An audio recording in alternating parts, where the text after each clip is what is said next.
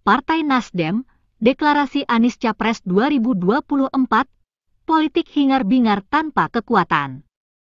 Ditulis oleh redaksi RNTV yang dirangkum dari berbagai sumber.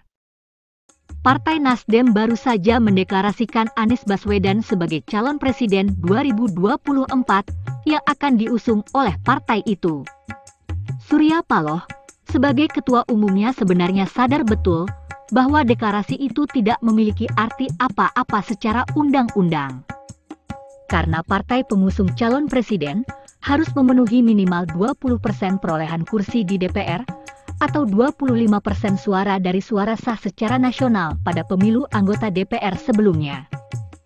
Padahal, pencapaian Nasdem pada pemilu legislatif 2019 hanya mencapai 9,05% dan mendapat 59 kursi. Masih sangat jauh dari persyaratan. Dalam Rakernas bulan Juni, Nasdem telah mengumumkan 3 nama bakal calon presiden, ada Anies Baswedan, Ganjar Pranowo dan Andika Perkasa. Ketiga figur tersebut, tak satu pun yang merupakan kader dari Partai Nasdem. Kegenitan Nasdem dalam mengumumkan bakal calon presiden yang bukan kader partai, disusul deklarasi bakal calon presiden tanpa memiliki kekuatan sendiri itu. Dengan cepat mendapatkan reaksi, baik dari partai lainnya maupun masyarakat awam. Tak kurang dari PDIP yang salah satu kadernya diumumkan oleh Surya Paloh menganggap tindakan tersebut kurang etis. Hingar-bingar politik yang ditimbulkan oleh Nasdem tentunya memiliki maksud tersendiri, apalagi kalau bukan untuk menarik masyarakat pemilih dalam pemilihan legislatif nanti. Yang mempersatukan bangsa kita, sekali lagi ya, itu bukan orang per orang. Yang mempersatukan bangsa kita itu ideologi. Ya, ideologi Pancasila itulah yang mempersatukan bangsa kita.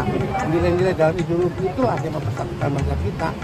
Nah, sekarang persoalannya ini, ya, sekarang ini tidak bisa hanya tergantung kepada orang per orang. Tapi bagaimana pemahaman orang per orang itu, ya, apakah dia punya pemahaman ideologi yang kuat?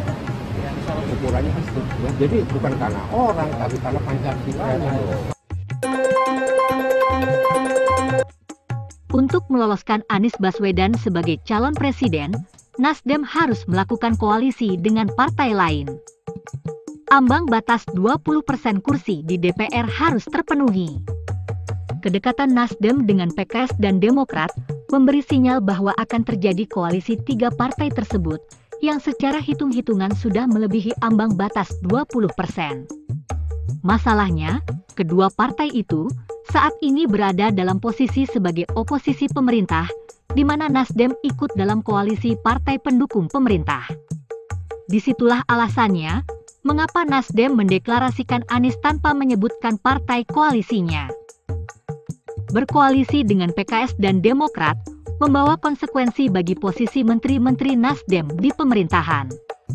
Secara etika politik, menteri-menteri tersebut harus ditarik dari kabinet Jokowi, karena Nasdem sudah berkoalisi dengan partai yang tidak mendukung pemerintah.